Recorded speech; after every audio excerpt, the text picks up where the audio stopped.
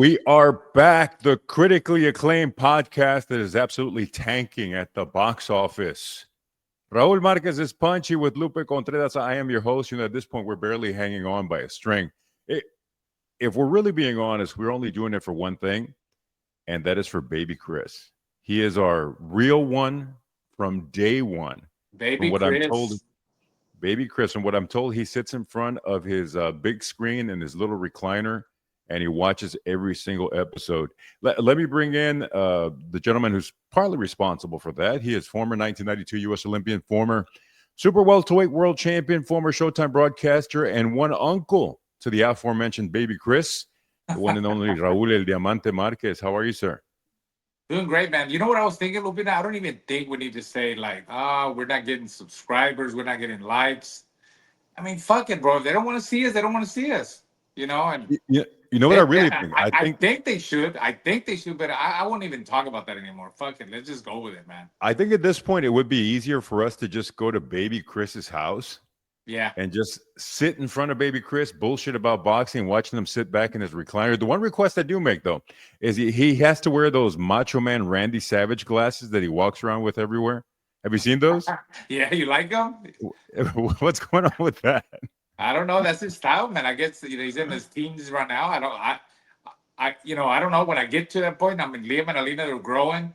Maybe they'll get to that point, but maybe it'll be different glasses. I don't know. It's an interesting choice, but you may not care. I do care because we're putting way too much effort into this particular podcast. That way, we wouldn't have to do, if we went just to baby Chris's house, we wouldn't have to do, upload videos. We wouldn't have to edit, wouldn't have to work on graphics. It would be a lot less You're right. taxing on me. But anyhow, we want you to go to YouTube, Spotify, Apple Podcasts at Punchy Show, like and subscribe. Remember, we're doing this for you. And we're doing this for free. Anything If interesting? if they just want to see what they're if they chose to do so, if they choose to do so. If they don't want to like and subscribe, don't worry about it. I don't care anymore. After all, it is a free country for most people right now. For most people right now, it is a free country. So you can do what you want, like and subscribe if you choose to do so. My weekend was pretty. I wouldn't say uneventful. We had a good show out in Fresno. It was super hot in Fresno, man. It was like 101 degrees. We had a great main event, Francisco Verón against Vladimir Hernandez. If you haven't seen it, go to ProBox TV to download the app for free, or you can watch it on YouTube. A good little fight. Also, we had Badillo and Zapata in WBC title eliminator on the co-feature. That was pretty good. It was really fun. What happened on your end, Diamante? Not much. Like I told you, I just saw a lot of boxing. I know we're going to talk about it. Friday, the all-women's fight, on Netflix. Jake Paul is doing a great job of promoting women's boxing. It was an all-women's card. There was, of course, the main event, Serrano and Katie Taylor, but also Alicia Baumgardner. That was a pretty good fighter. And Savannah Marshall, also, she lost against Sadisha Green. That was an excellent fight. So I saw fights on Friday. I saw some fights on Saturday with the big card, from in New York. And it was maybe all boxing this weekend for me. No baseball. We're getting ready this week, leaving on Wednesday for Liam's 7U Coach Pitch World Series tournament. And so we're excited about that. But that's about it, Lupina. A lot to get to, so we move on to our main event. And the main event took place down in New York City. As a matter of fact, if we had an uneventful weekend, the one who did not have an uneventful weekend was Edgar Berlanga, as he went up against the one and only Hamza Sheeraz, as he likes to call him, Turkey's boy. You know what? First of all, I know everybody is dancing on Edgar Berlanga's grave, but man, I was sad to see that happen this Friday night. No, he's always been a cool guy with me, very respectful. I know he was trying to lean into the whole bad guy thing, as far as the king of New York, and just kind of trying to lean into that. But man, it was tough to watch that, because I don't think I've seen an event that was built around you implode as badly as that one did Saturday night. Well, how did you see the fight? Well, I thought, because he had been under a lot of pressure when he fought Canelo. For a guy that you go from, just fighting, a lot of stiffs, when he went to 60-0 with 60 knockouts, and he really never had fought a big name. But when he fought Canelo, that's a lot of pressure, Lupina. Just besides fighting the big name Canelo, I mean, just the the build up around it. That's a lot of pressure for a fighter like Berlanga, being that had never been there. So I would have thought he would have learned from that fight, just with the pressure and all that. But man, he I don't know if he froze. I think Berlanga's a lot better than that. And again, I also feel sorry for the guy, but he did talk a lot of trash. He did talk a lot of shit, but maybe he just does it for the hype. Maybe, he's the type of guy that's what he has to do to perform. A lot of guys like to hype themselves up and talk shit to perform, but he just couldn't get off, man. Even the first round, as soon as the bell rang, I thought he would apply more pressure and really jump on Sheeraz, but he was very hesitant. He took his time, and his jab was okay. The first round was okay, but after that, it was all Sheeraz, man. In the fourth round, he dropped him twice. Fifth round, he finished him. Shiraz is a he's a good fighter. He's tall, he's lanky. Reminds me a little bit of because of his frame, like Tommy Hearns, and how he gets that leverage to land the power shots, and that's what we did. That's what he did against Berlanga. It was like four or five punch combination punch in that dropped Berlanga, and I mean he destroyed Berlanga, man. You saw him coming out when he left. He left with his wife in an ambulance. I hope he's okay now. But it shocked me. I didn't think it was going to be that fast for Shiraz. It was a good win for him. Do you think it was a case of where it seemed like he focused too much on promoting the fight, on selling the fight? Yeah, It seemed like he may have underestimated Shiraz's abilities, and he thought, okay, I've got to sell this fight. Let me hype it up. It's going to be my coming out moment after having such a disappointing performance against Canelo. And you think he just kind of got lost in basically his own hype and his own trying to promote this event? I mean, possibly Lupe. Only he knows. I mean, there's got to be he's got his own story. I'm sure there's something behind it. But yeah, I felt like he wasn't so much focused on the fight. He was more worried about pumping himself up, trying to intimidate Shiraz, trying to, get his crowd on his side, just promoting the fight. And maybe he didn't think Shiraz was that dangerous of an opponent, but when he got in there and he felt his power, he was like, "Oh shit, this guy's the real deal." He's got some power. He could fight, which I think he can. He's not a bad fighter. I was very impressed by him, and I think he made a big statement. Because at this point between him and Berlanga, they both had to make a statement. The Shiraz was moving up from a disappointing performance against Carlos Adames at 160. I know he had problems making weight at 160. Well, he moved to 168. You could see where he was just, a big guy, he's a strong guy. He's a strong guy. Berlanga, Canelo did him a favor, changed his life, giving him a big payday. And he had never really fought. I don't think he's ever fought talented guys, up until he fought Canelo and now Shiraz. So he needed to prove himself, and it was disappointing for him to get knocked out the way he did. It was one of those fights where, like you said, it never seemed that Berlanga ever really got into gear, never really got going the entire fight. We know what he did wrong or what didn't work out for him. What Yeah. did Shiraz do right? It seems like everybody's focused on the loss of Berlanga, and they're not really, I guess, celebrating the Shiraz win. What did Yeah. he do right in this particular fight that gave him that result, knocking him out Well, in first of that all, round? he wasn't intimidated by Berlanga at all. But all the shit talking that Berlanga did, and even the crowd that was more on Berlanga's side, he was not intimidated by that. He executed his game plan. He was very relaxed in there. I think what he did right, he cut that distance quick. He wanted to let Berlanga know that, look, I'm here to fight. I got power. And once he controlled the distance and he was able to land his combinations like he did, we saw the result. We saw what happened. You said that it was a very pro Berlanga crowd. I didn't get to see the fight live because obviously I was working that particular night, but there were some screens we were watching, and some guys had some iPads set up a ringside, and we were watching Right. clips as much as we could of the fight. It seemed, although you say it was a pro Berlanga crowd, I the feel like crowd really it seemed to turn on him at some point in the fight. They almost seemed to be celebrating his demise rather than trying to cheer on their hometown fighter. Did you see that as well?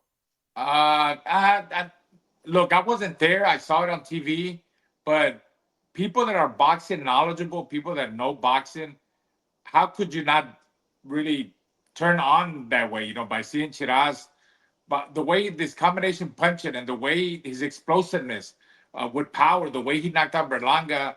I don't think nobody expected that. I didn't expect that. I don't know if you expected that, but the way he finished them, it was explosive and fast. I mean, he dropped it twice in the fourth round. I thought he was going to finish in the fourth round. You could see where Berlanga was completely lost, man. He lost it. He didn't know where he was at. And then the fifth round, Sheeraz finished him. It was impressive, man. I mean, how could you not like that? I really wasn't sure what to expect. I did expect. I thought Berlanga had the bigger moments. He had the bigger stages. So I thought it was going to be Berlanga kind of rising to the occasion. Me I too. hadn't seen Yeah. enough. I hadn't seen enough of Shiraz to really give you a good analysis as to Right. what his quality as a fighter was, or how Yeah. much quality he actually had. But speaking of that, do you think it was a case of Berlanga was just not in the right state of mind that particular night that made Shiraz shine, or is just Shiraz that much better of a fighter? Man, it could be a mixture of both. Again, I'm not gonna take anything from Shiraz's win. I'm not gonna rain on his parade. He's a good fighter. He could fight. I could see it in there. He's a student of the game. But Berlanga, Lupina, he made millions. That changes people. I don't know how his discipline was during training camp. I wasn't there. We saw what he did when he won. He didn't. He did win by making all that money when he fought Canelo. But we saw how he went on the celebrating tour. He was all over the place celebrating because I guess he got paid a lot of money for that fight. So I don't know how his discipline was during training camp. I don't know if he was calling the shots, if he was listening to his corner people, the people behind him. We don't know none of that. I think he needs to go back and reestablish himself. Fight a couple of fights where he could gain his confidence back again, and maybe rise to the top again. Do what he does best, shit talk, man, because he's a good shit talker. I think you're right. I think at this point he's a guy that he has molded that persona of being Yeah, for lack of a better term, the figure that people really like to hate and kind of like to hate on. yeah. And I think he should just kind of own up to that and kind of be that. I disagree with you in the sense that I think that he should take it slow. I think he has to come back hard, man.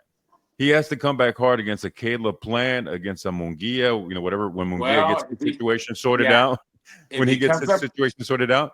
yeah. Diego Pacheco, somebody Oh, of that level, because I think if he just goes back to fighting, guys below his level, I think he might run the risk of it just staying that type of guy. Do you agree?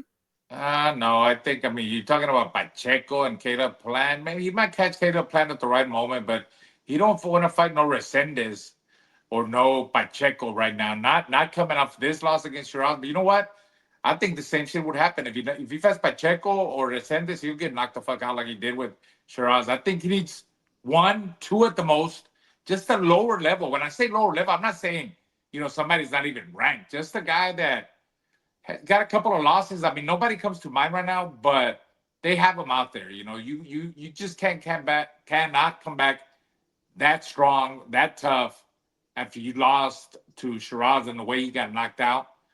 Give him a break. Let him give him a fight to settle in. Just get everything back together. Get him used to him shit talking again. Get his confidence up, and then you match him up with a big name like Pacheco or Resendez. I mean, can you imagine Berlanga with Resendez, dude? You saw what Resendez did with Caleb Plant. I don't. I mean, I think that would be the end of his career if he fought a guy like that. I just think it's something that he has to get back into at a high level, more so to reestablish his confidence and to maintain just that star level that he has right now. He Even if still he is has the a person that name. people hate on, he's always going to have a name. Yeah, Boxing is a sport that really capitalizes on people's names.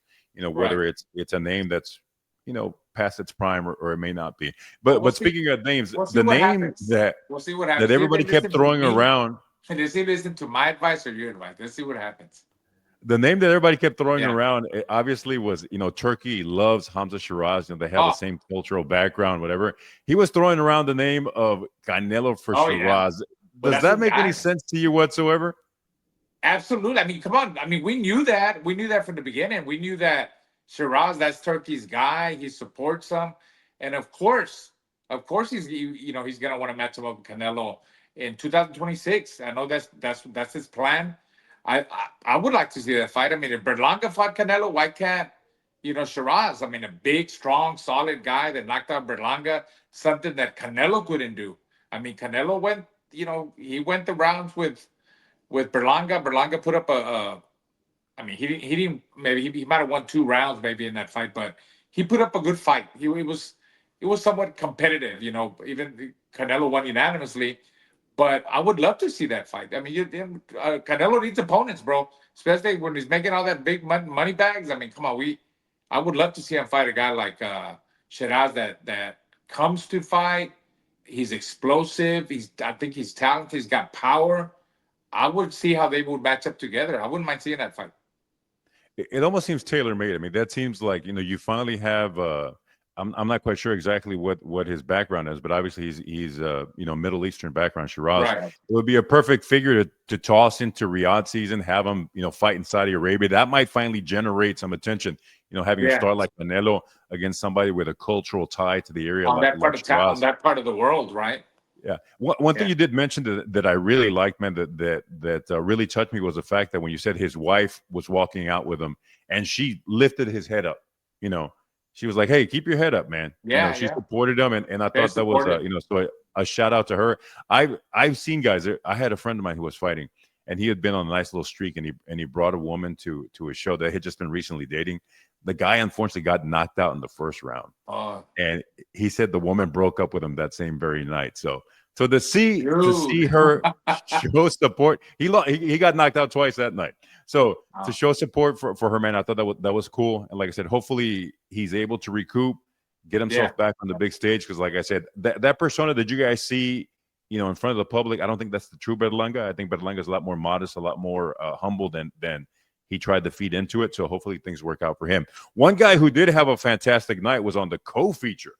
Shakur Stevenson absolutely put on Oh, a clinic against El Camarón Cepeda, which was basically yes. something that you kind of leaned upon, Raul. You Yeah. said he was going to be more Floyd Mayweather than anything else. He kind of stood in front of Yes. Camarón Cepeda, did not run. He did Nope. not run, even though they didn't No. have that mythical shrinking ring that they kept teasing Right. all week long. Tell me what you saw in that particular fight. Well, first of all, I think that the reason Shakur fought like that a lot, it was because, about people, talking about the shrinking ring, talking about the Tom and Jerry deal. So that put some pressure on him to stand there and fight with Cepeda. And, it was a masterpiece, man. I was impressed because Shakur Lupe could have easily moved a lot more, that like he usually does, or ran and moved. He could have held a lot more, like to offset Cepeda's rhythm or pressure when he's coming in. He could have done that and won the fight probably really easy. Just picking him apart from the outside. But guess what? He stood in the pocket. Kind of like with the whole Mayweather shoulder roll defense and coming back with not 2 or 3 punch combinations. I mean, he was coming back with 4, 5, 6 punch combinations and landing them. I know Cameron was like, oh shit, like all over the place. If Shakur had a little bit more power, because speed is power, but when you're getting hit like that from different angles and the speed that Shakur comes with it, the explosiveness, like 4, 5, 6 punch combinations, man, that's gotta be that. I know what it feels like. I know what it feels like because I'll give you an example. When I fought Vargas, and he was very explosive, and he's hitting me with 3 or 4 punch combinations. It wasn't 5, 6, 7 punch combinations. I'm talking about 3 or 4, and his came with power. I mean, you get like dazed, and then you're like, damn, what's going on? The speed is power. So that's exactly what Shakur was doing, and then making a miss. 'Cause again, he had that shoulder roll, that Mayweather style. He was staying in the pocket, and they just kept turning him. He was even fighting off the ropes and catching him with his combinations.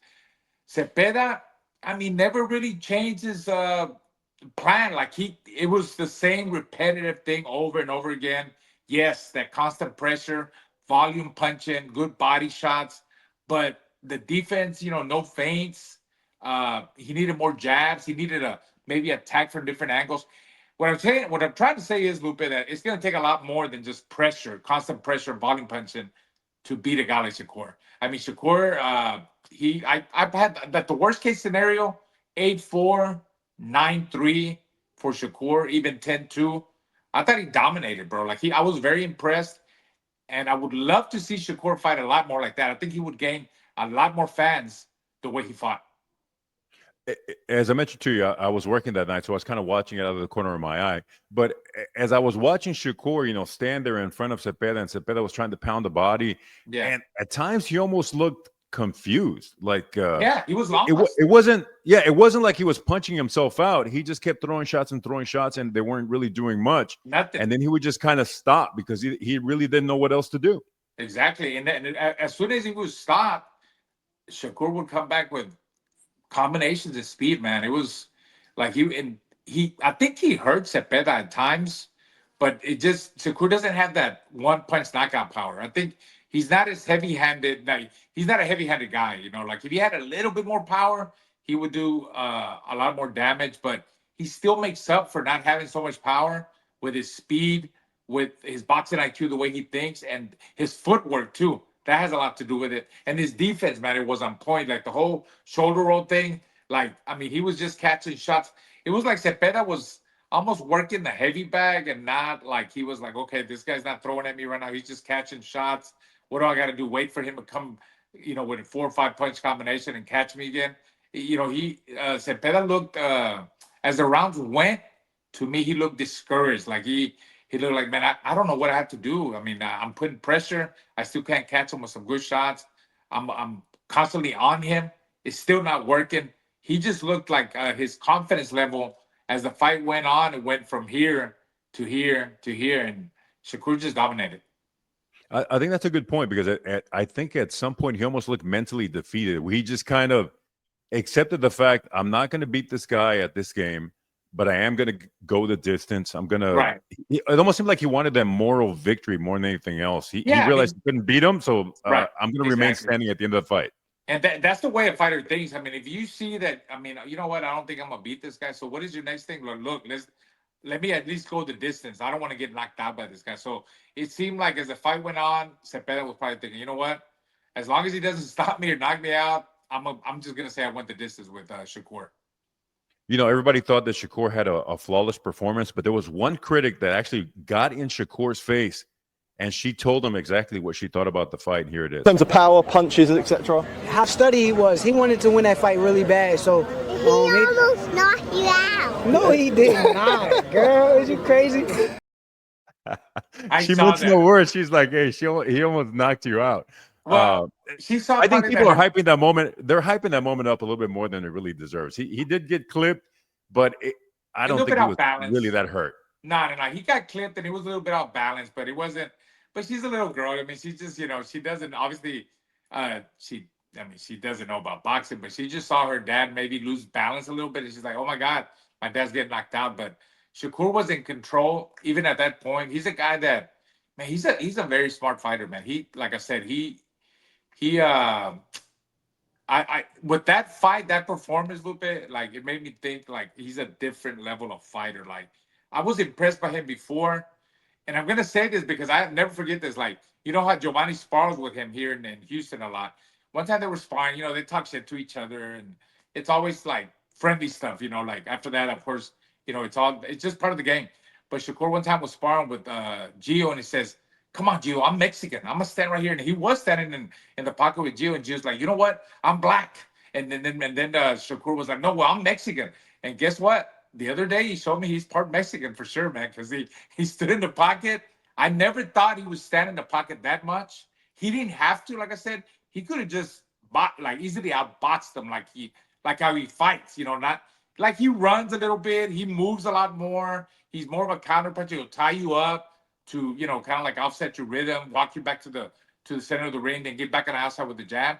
But man, he fought. He stood in the pocket a lot, man. And I know I'm being repetitive, but if he does more of that, he his level, his stature, he's just gonna build more from there and become even a better fighter and get a better following. People will want to see him because it was an exciting fight. He made it exciting compared to other fights that he's had in the past. Do you think he runs the risk of his skill level is getting to the point where it's so much further ahead of his opponents that he's, it's kind of like Roy Jones used to say, it's not that I fought nobody, I just made him look like nobody. Because I even after the fight, I heard people saying, "Oh, perhaps Cepeda was overhyped. He was one-dimensional." But No, I think it was a case of Shakur just made him look that way. he's just a better fighter, man. The speed and the footwork, his boxing IQ. If he fought someone like Tank, Tank kind of like baits you in, lets you get comfortable. He's got power, a lot more power than Cepeda. I think it would be a different fight. I'm not saying Tank would win, but I think it would be more entertaining because Tank is fast. He's got good footwork too, and he's explosive. All of a sudden, it's like boom, like one punch and he hurts you. How would Shakur go up against a style like Tank? Just even Roach. The guy that fought Tank, Roach too. That he's a very skillful fighter. He's fast. He's good footwork. I mean, you saw what he did with Tank. What about Roach with Shakur? That would be an interesting fight. I would see how that fight would develop. So Shakur just showed that he's a way better level fighter than Cameron Cepeda. I mean, there's a multitude of options for Shakur, all basically mega fights. What about Cepeda? What happens with him? Where do you think he should go from here? Go back to the drawing board. Go back to the drawing board, like everybody says. He fought a guy that's very talented. Get him a tune-up fight. Get him a tune-up fight, and then fight for the world title again. Get him a named guy. Whoever the other champions are in there. They got a lot of names. From 135 to 140, there's a lot of names in there that he could fight. That's what I would do. I mean, he lost to a guy that's probably pound for pound one of the best. That is pound for pound one of the best, and he's gonna be most likely move up to 140. So, talking about Shakur, and look for bigger fights.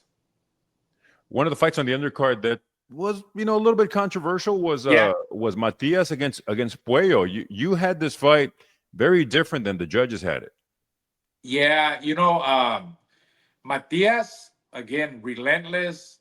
He's in your face. I mean, that guy really, I think he's more of a pressure fighter than Camarón Cepeda. With power, Lupe. That's the difference. With a lot of power. A lot more power than what's his name? Camarón Cepeda. The first round, he started off well, but it didn't face Puello at all. Puello, tall, rangy, lefty. He was establishing his jab. He was landing some clear shots. The second round, I believe Puello came back. Kind of some of the middle rounds, I gave the rounds to Matias, but then Matias got tired or he wasn't the same. He got kind of sloppy, and he was falling into Puello's punches. Puello was catching him coming in. Puello's, I believe, like the 9th, 10th, 11th, 12th round, it was all Puello. I think he dominated those rounds, with his straight left hand on the middle, his jab, his punches were just more clear landing, and Matias was getting sloppy and was getting caught a lot. So some of the middle rounds, Puello he at least won 3 of those rounds. I had it 7-5, like maybe what did the judges have it? Like 115, 113, I got it right here. And 114, 114, and then 2 judges had it 115, 113. I think it should have been 115, 113 for Puello, being that he was the champion, Lupina.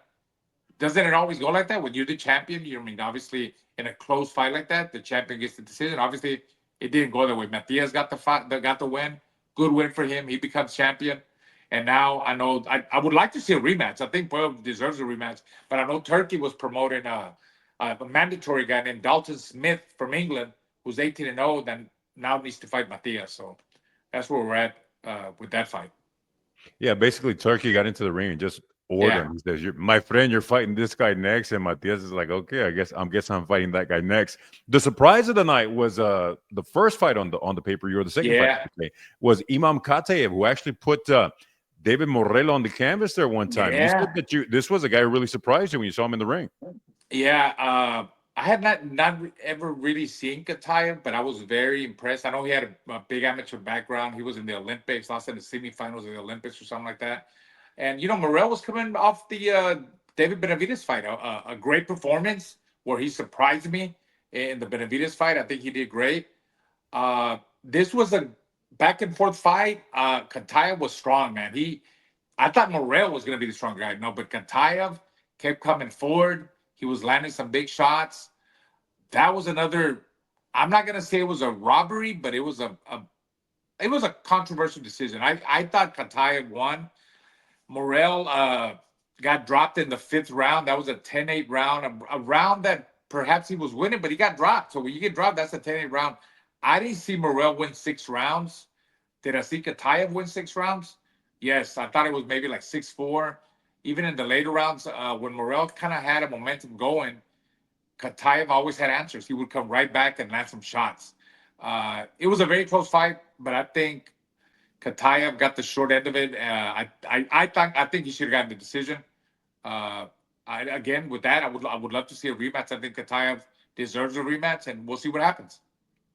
A lot of action going on in New York City the night before on Netflix. It was Amanda Serrano, Katie Taylor doing it for the 3rd time, and for the 3rd time, the woman that came out on top was Katie Taylor. Like, now, you mentioned you hadn't paid a lot of attention to Katie Taylor, but you came away very impressed.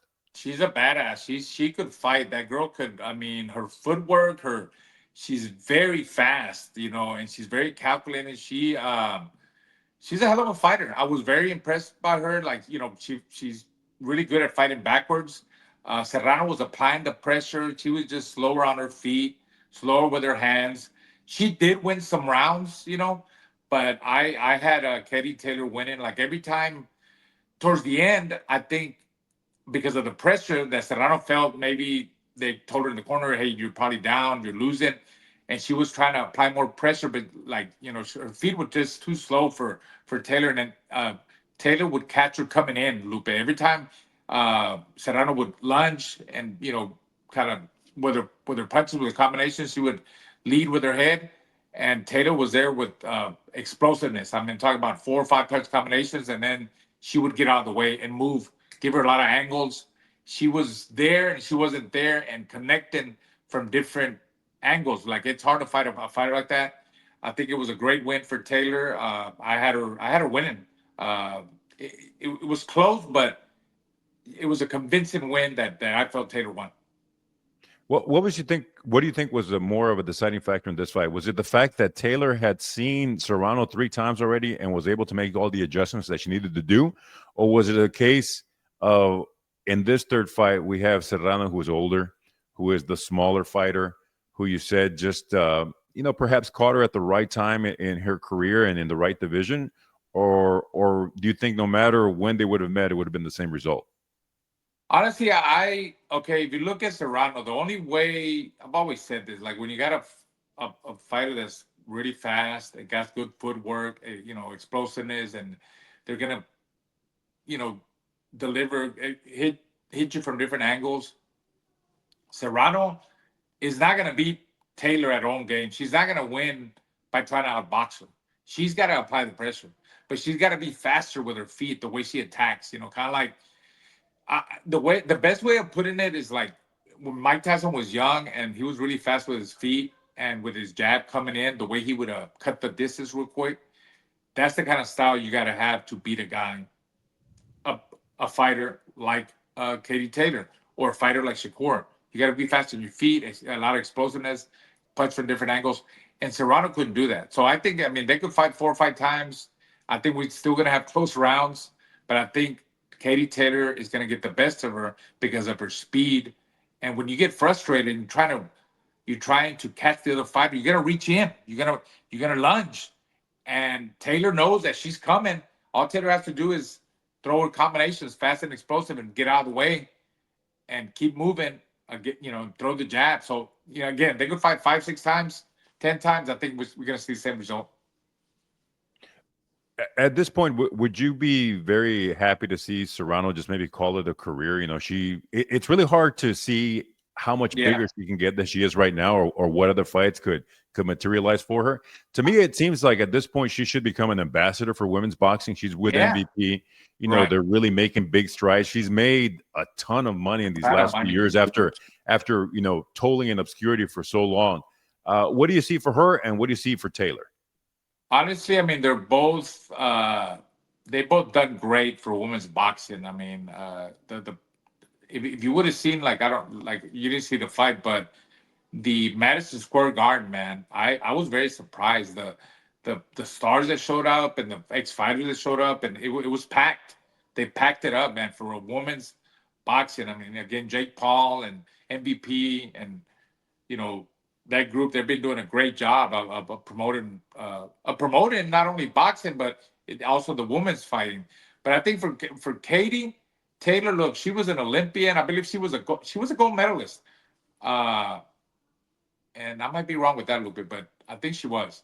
But she's been a great fighter. I think for both, even Serrano too, at their age, and they were there for each other 3 times, and they made a lot of money together.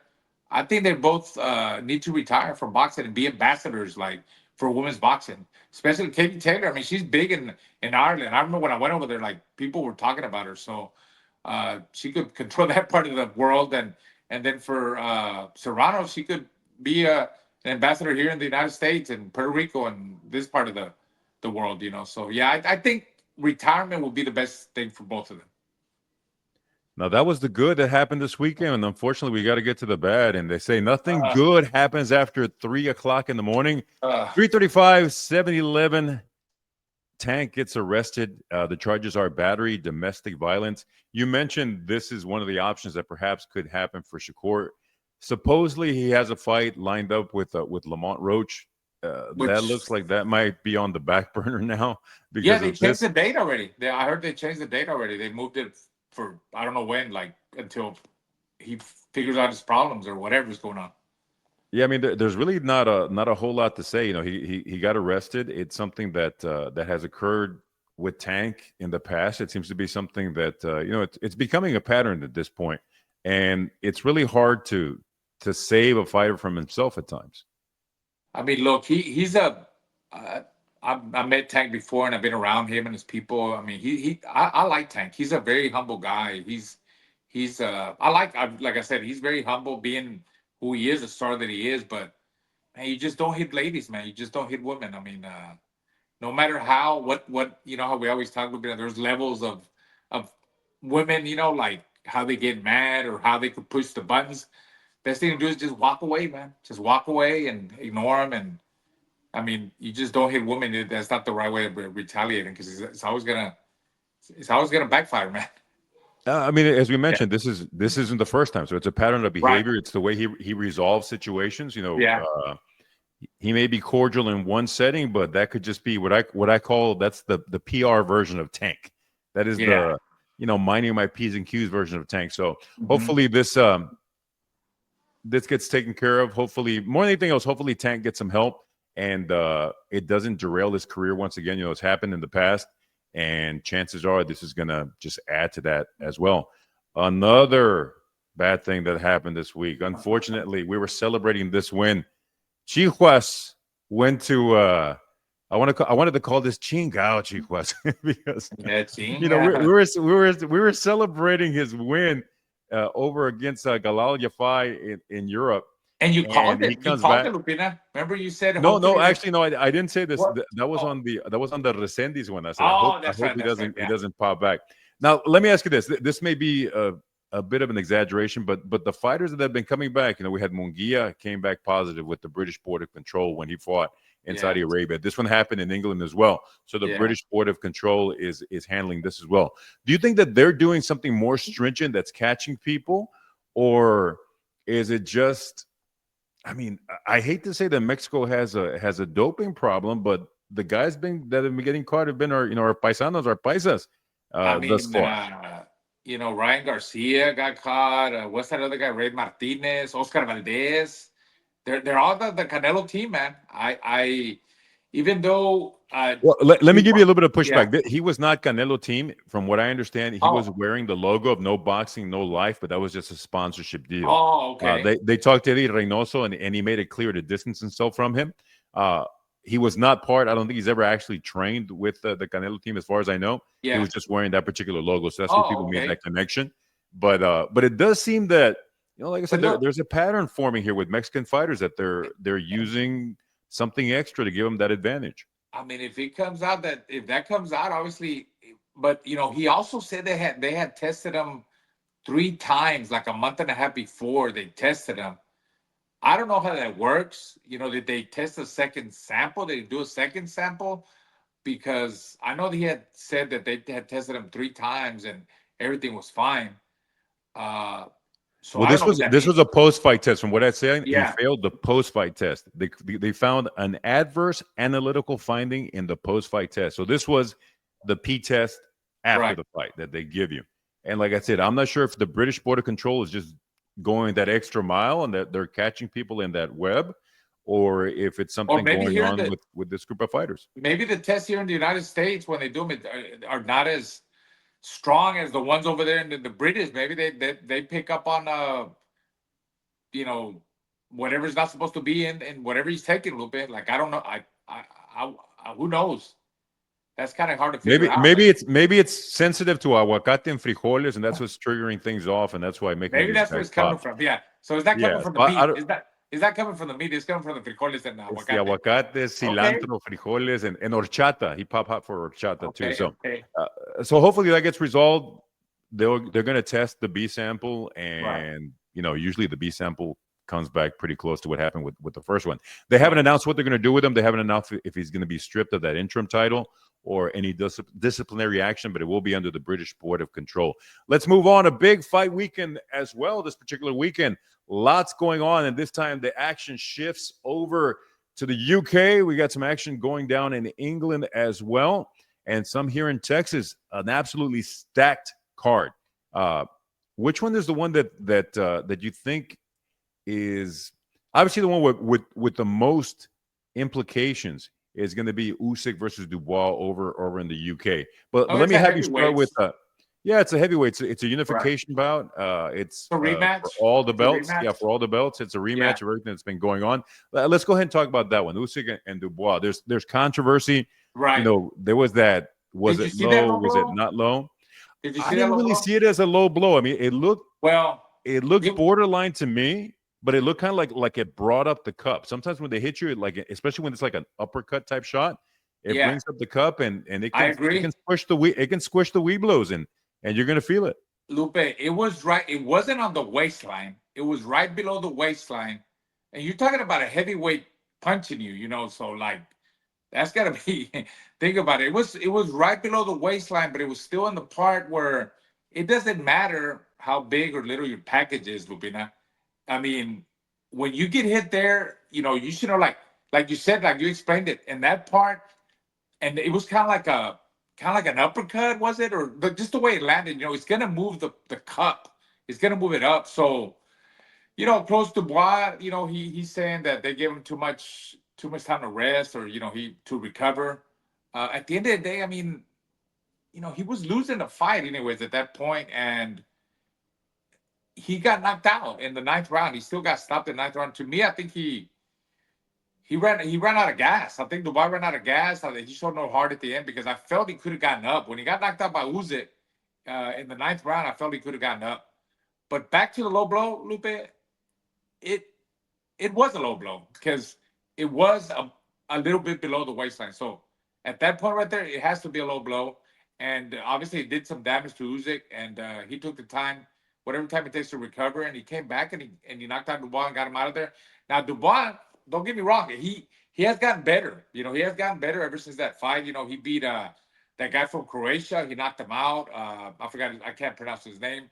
AJ, he knocked out AJ. He knocked out Baby Miller. So he's got some confidence, and he's gotten better. His conditioning is a lot better. But then Usyk, he's also beaten Fury twice.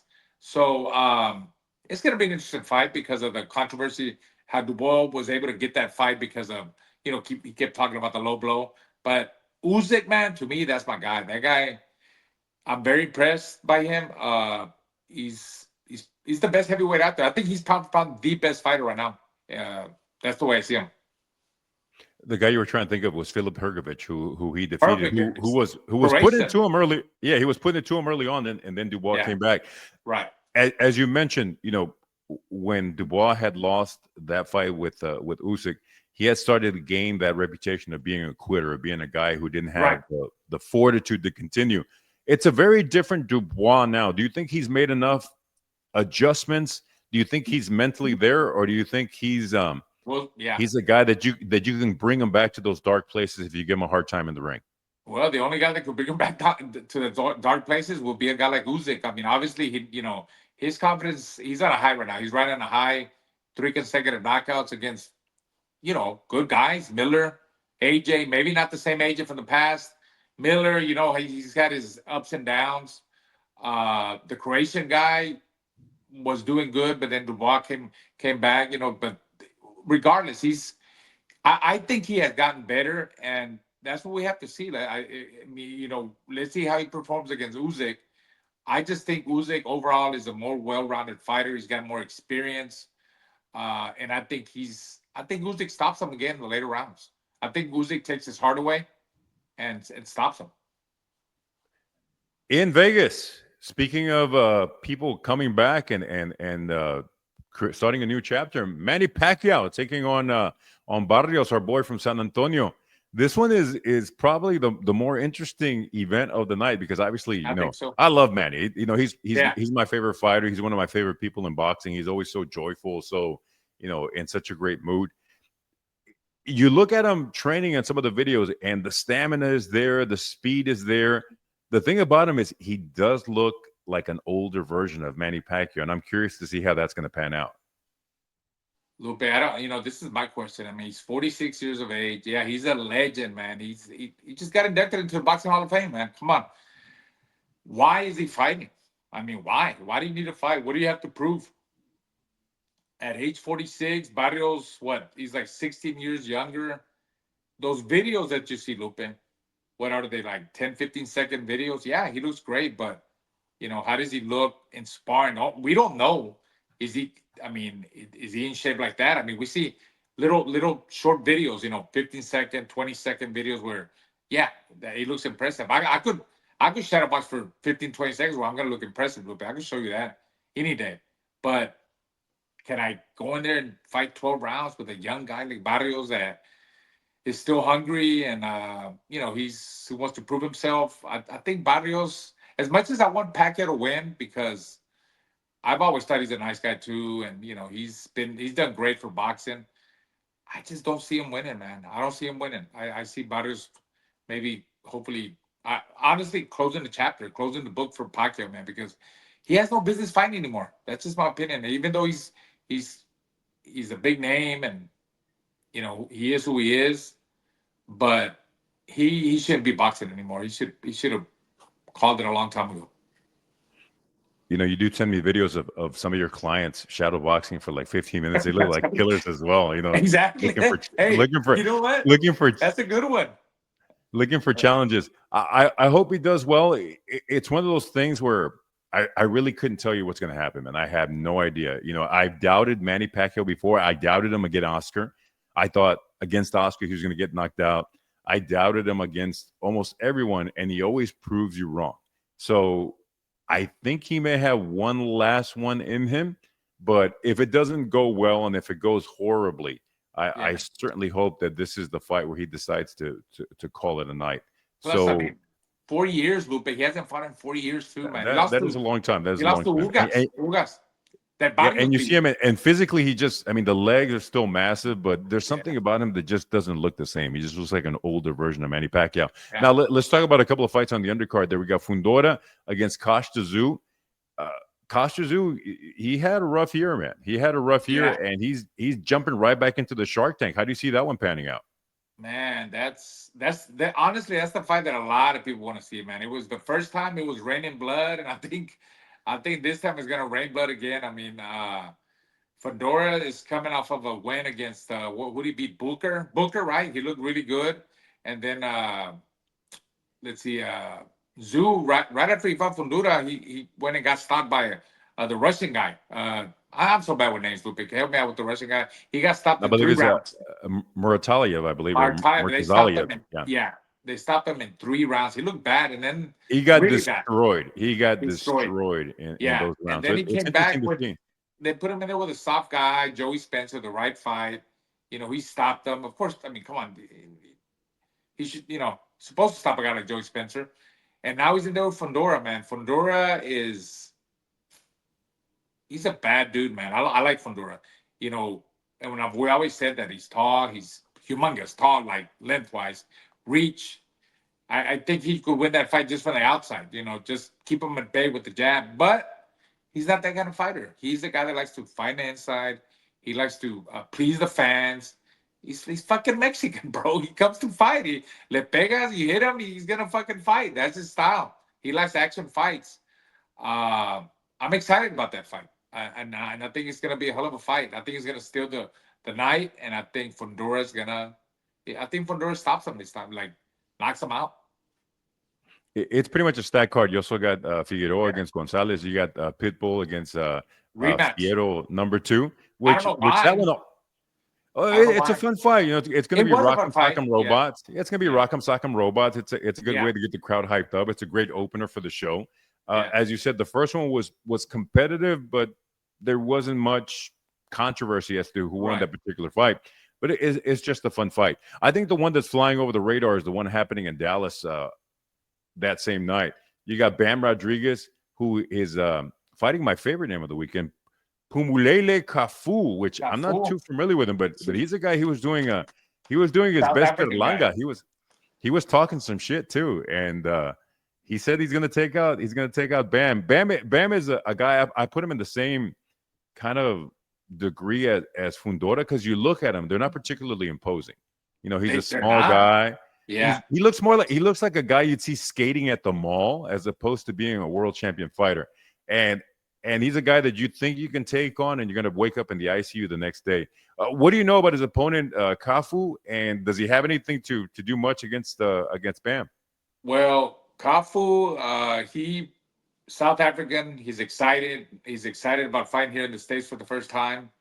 I mean, he did go to Japan and shock the world when he beat Japan's fighter Tanaka. He won a split decision. He could fight. He's kind of like a little bit like Bam style, but not as Bam mixes it up with aggression. He's a counter puncher, mover. He's gonna have to do that with Bam. But you know how they always say, there's levels, man. I think Bam walks him down. I think Bam breaks him in the later rounds. Like I've said in the past, I think Bam is a bad dude, man. He's a bad dude at this weight class. I want to see him move up in weight, against what's the fight with Nakatami, and then get the fight with Inoue. Move up to 122 and get the fight with Inoue. But I think Bam beats him, wins that title. Even though I think Bam's got another fight lined up after that, right, against Puma Martinez. That's gonna be a good. I think Puma Martinez will test. Will really test. What's his name? Bam. A lot more than Cafu. Like I said, I think Cafu gets stopped in later rounds a little bit. It's always dangerous when you have a fight already lined up and you got a live body in front of you. So it can always be one of those places where something gets tripped up. Also, we got Diego Pacheco against Trevor McCumbee on the undercard. I think Amo Williams is fighting as well. We're almost running out of time, but I want to do something a little bit different on the undercard. We're not gonna. What are we gonna do? We're not gonna test you too much on this one, Diamante. What I want to do is this part is kind of like the public service where you let people get their weekend set up. We're gonna play the game we like to play: carne asada, Okay, pirateada, and no quema. Since we have those three cards this weekend, the cards that we have lined up, we've got the Manny Pacquiao fight. We got Usyk Dubois. We've got Bam against Cafu in Dallas. I want you to set up people's party plans. Which is the one that they should stock up for? Get the meat, get the barbecue ready, get the Budweisers, the Coronas, the Tecates ready to go.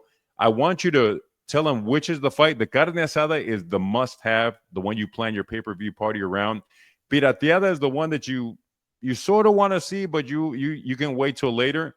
And the one that just isn't really piquing your attention is going to be No Quema. So first of all, I want you to give me your carne asada fight, which is the card that you cannot absolutely not miss this weekend. I mean, obviously, it has to be the Manny Pacquiao. I mean, how could you not want to see a legend? Whether he continues to fight and becomes a world champion, or Barrios closes the chapter, man, and he closes the book and wins. And then, because of the undercard, Brandon Figueroa, Pitbull's going to be on there. I mean, we just talked about it. Fundura and Zoo. I think that's a great card. That's the carne asada. That's the fucking cervecitas, the nice the ribs, Lupina, the ones with the little bone, the expensive ones. I'm high class. I like the expensive ribs. Them are the ones where you're eating good and you're watching that. That's the card. That's the card to watch, man. That's the kind of. I've never seen those ribs. You know me. I buy expired meat at Walmart. The one that has like the little yellow tag that says "consume before the day is over." You never got sick, bro. You never get sick. I've got that Reynosa stomach. Remember, I told you we used to live in a house with no indoor plumbing. We had like this barrel outside. I don't know where the barrel came from, but it was for free. I know we didn't pay for it. So I don't know what liquid or what chemical was in that barrel. We would store our drinking water in that. So I think that killed any type of parasites. It made you el más. It made me el más macho with a stomach of iron. All right, so that's gonna be your must see. Which is your fight that you're interested in, but you aren't necessarily going to make time to watch? You're going to either you're going to stream it later or find a way to watch it. I think Bam's fight. No disrespect to Bam. They're little guys. I like them. I like them, but he's going to win. He's going to win that fight. I just figure it out. That's pirateada. It'll be a pirateada fight. I think he's going to win and move on to fight Puma Martinez, El Puma, which I think he'll beat El Puma. And like I said, move up to 118 and then 122. I told you Nakatami at 118 and then a huge fight with Inoue at 122. But yeah, that's the pirateada, the Bam fight. Now, obviously, that's the one you said you can wait till later to watch. No Quema is the one that just doesn't interest you. You're not interested in Dubois and Usyk, or did you get your pirateada and No Quema confused? You know what? Yeah, because I wasn't. You know what? Yeah, you're right. No Quema. Yeah, No Quema is like what I said. Like I'm not feeling it. You know what's going to happen. You know what's going to go down. Yes. No Quema. My bad. You're right. No Quema. Remember, this is called the Punchy Show. So but listen, the No Quema is going to be the Bam fight, right? And the pirateada, obviously, that's the one. Pirateada is the one you kind of like steal, right, Lupita? Like you kind of like. Yeah, you want to see it. You're interested in it, but you're not willing to pay for it. Yes, that's the pirateada is okay, let me switch the graphics. So No Quema was you got me confused, bro. That's previously. Pirateada is the one that you're gonna. We don't condone this. We don't condone stealing it. But if you had to, which one would be the fight? Heavyweight. The heavyweight. Yeah, the heavyweights, Usyk and Dubois, because Dubois, he talks himself into it because of the low blow. Good for him. Good promotion. Good. He's good talker. He has improved. He's gotten better. He deserves. I guess he deserves that shot after beating guys like AJ, the Croatian guy, and Baby Miller, and Usyk. He's a badass. I mean, he beat Tyson Fury twice, and I think he will continue to win. And it's for all the belts, man. He's got like 3 of them, and I think Dubai has 1, so it's undisputed. That's the one that is pirateada for me. That's the one that. Obviously, I do care about it. I want to kind of see what happens, but not as bad as I want to see Manny Pacquiao or Fundura against Zoo, and even Pitbull, and even Brandon Figueroa. That's a much better card. But the No Quema is the Bam one. I think Bam is a must see no matter what, just because of his style and just the skill that you appreciate that he has. But yeah, obviously the star power. If you're going to put him into the category, that would have to be the one that you'd have to wait and. So you agree with me? I agree with you. I agree with you. Yeah. And like I said, it's no disrespect to Bam. I find him to be one of the most entertaining, most exciting fighters to watch. But yeah, the star power is just with those other cards. But you know what I really want to see, Lupina? You know what I want to see next weekend? What's that? 2025 7U EMC All-Star World Series champions. That's what I want to see. Texarkana, that's gonna be your weekend. I'm off this weekend, so I'm gonna be here. Tune in, bro. Are I'm, you gonna? Hey, I'm are gonna you find gonna, a way. Hey, Game Changer. You want to see it? Game Changer. You want to see the Do you have to pay for that? Thursday, Friday, we start the pool games. Saturday is the bracketing. You lose on Saturday, you're out. You win, you keep going. 2 more games, and then Sunday, 2 more games for the championship. Let's go, EMC 7U All Stars. Can we talk about this? Vámonos. I've been avoiding bringing this up. I want to watch the games, but I'm still hurt about the fact that you hired a professional announcer to announce all the team members as they come on. I have my own studio here. I'm able to announce. I'm professional, and tell people who you hired to be the announcer for these particular baseball games. Joe Martinez, my boy too, man. I have boys everywhere. I look. Hey, I know ring announcers. I know Michael Buffer. I didn't make the cut. I didn't make the cut. Hey, Joe Martinez, but Joe Martinez has one of those deals that I didn't even. I have a recording studio upstairs. I can do that too. Oh, man. Okay, I'm sorry. I didn't think. I would have given you a good price too. Joe, we gotta I get would with have given Joe. you a good price. A good price. That wraps up episode 12. Diamante, this is going to be the one that catches fire. I think so, man. It's going to be the one that catches fire. Go to YouTube. You know what? Don't worry about it. No pasa nada. No pasa nada. No pasa nada. We're still going to be here kicking. YouTube, Spotify, Apple Podcasts at Punchy Show. This concludes episode number 12. Thank you for watching. Bye, baby Chris. We know you're the only one tuning in. This is Raul Marquez is Punchy with Lupe Contreras. We are out.